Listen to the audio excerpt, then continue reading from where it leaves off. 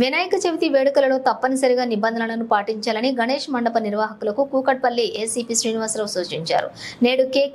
నేడు ఎన్కేఎన్ఆర్ గార్డెన్ లో Kukatpally police station పరిధి గణేష్ మండప నిర్వాహకులతోటి సమావేశాన్ని నిర్వహించారు.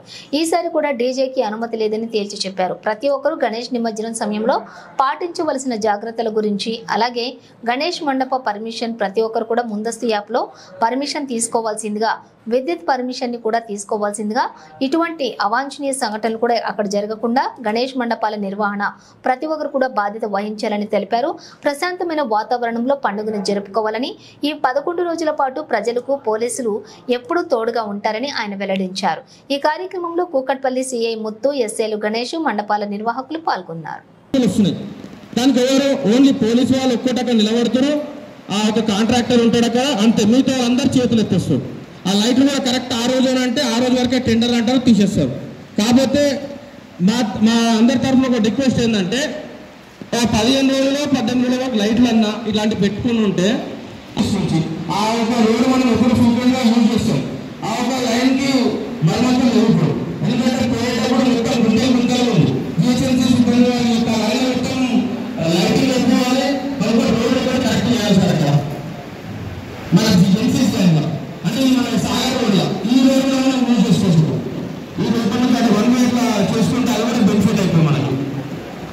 అదే సార్.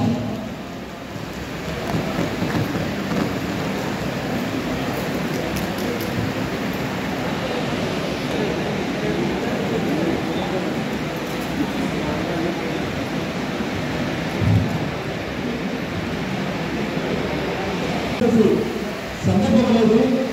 ప్రతి ఇంట్లో వేరే కార్యక్రమాలు ఉన్న మిస్ అవుతారు కూడా అది లేదు. కానీ వినాయక చవితి కార్యక్రమం, వినాయక చవితి పండుగ అంటే ప్రతి కుటుంబం, ప్రతి కాలనీ, ప్రతి అపార్ట్మెంట్ మ్యాక్సిమం 99% ప్రతి ఒక్క ఇన్స్పెక్టర్గా ఉన్నప్పుడు 3 yearsలో కూడా ఐడిపిఎల్ ఇంకా బాగా జరిగింది. ఇప్పుడు అంతా పార్కు కట్టి చాలా ఇరుకుగా చేసారు. అప్పుడు 12 క్రేన్లు పెడుతుంటే నేను ఇప్పుడు 7 క్రేన్లకే పరిమితి అయ్యింది. ఆ 7 క్రేన్ల పరిమితితోటి లాస్ట్ రోజు కానీ 3rd డే 5th డే వచ్చే వరకు మనకు బాగా రష్ పెరిగిపోయి స్టక్అప్ లాగా అవుతుంది. కాబట్టి మీరంతా అందరూ ఒక టైం నిర్ణయించుకోండి. ఒక కాలనీ 9కి, ఒక కాలనీ 10 గంటలకు వెళ్ళడం, ఇంకో కాలనీ 11కి వెళ్ళడము, ఇంకో కాలనీ 12 గంటలకు వెళ్ళడం, అట్లా టైం స్ప్లిటప్ చేసుకుంటే మనకు అక్కడ రష్ తగ్గించిన వాళ్ళం అవుతాము. మేము ఎవ్వరం కూడా మీకు ఇబ్బంది పెట్టము. టైం అయిపోతుందని మీ ఇష్టం వచ్చిన టైంలో చేసుకోండి. లాస్ట్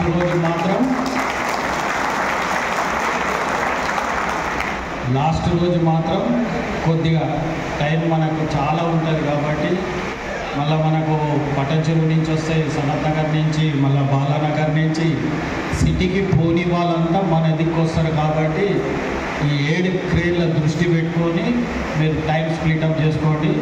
ప్లస్ అలానే డీజేకు పర్మిషన్ ఉండదు. ప్రతి ఒక్కరు కూడా దయచేసి ఖచ్చితంగా పోలీసుకు ఇంటిమేషన్ ఇవ్వాలి. చిన్న వినాయకుడైనా సరే, పెద్ద వినాయకుడైనా సరే, కాలనీలో పెట్టుకున్న వినాయకుడైనా సరే, ప్రతి ఒక్కరు కూడా ఇంటిమేషన్ ఇస్తే రేపు అనుకోని సంఘటన జరిగినప్పుడు పోలీస్ కానీ అంబులెన్స్లు కానీ రీచ్ కావడానికి అవకాశం ఉంటుంది.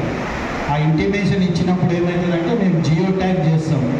ఫలానా వివేకానంద నగర్ లేకుంటే ఏబీపురం లేకుంటే మూసాపేటలో అంజయ్య నగరు ఈ అంబులెన్స్ వాళ్ళకు కానీ మనకు బందోబస్తుకు వచ్చిన పోలీస్ డిపార్ట్మెంట్కి కానీ ఎవరికి కూడా ఆ ప్లేస్ తెలియదు. మీరు ఇంటిమేషన్ ఇచ్చినప్పుడు మేము జియో ట్యాగ్ చేసినప్పుడు ఆ ఫలానా వినాయకుడి గారు ఏదైనా ఇన్సిడెంట్ అయ్యింది అంటే డైరెక్ట్గా ఒక 5 minutes మ్యాక్సిమం 6 minutes లోపల మీ దగ్గర ఉంటుంది. దాన్ని మనము తొందరగా సాల్వ్ చేయడానికి వస్తుంది. కాబట్టి అందరు కలిసి ఇస్తారా ఇంటిమేషన్? నవ్వట్లేదు. Thank you. అందరు కూడా ఇంటిమేషన్ ఇస్తే మేము మ్యాక్సిమం మీకు సపోర్ట్ చేస్తాము. మీరు ఎంతసేపు అయినా రోడ్డు మీద ఎగరొచ్చు. ఆ రోజంతా రోడ్డు మీదే. మీకోసం మేము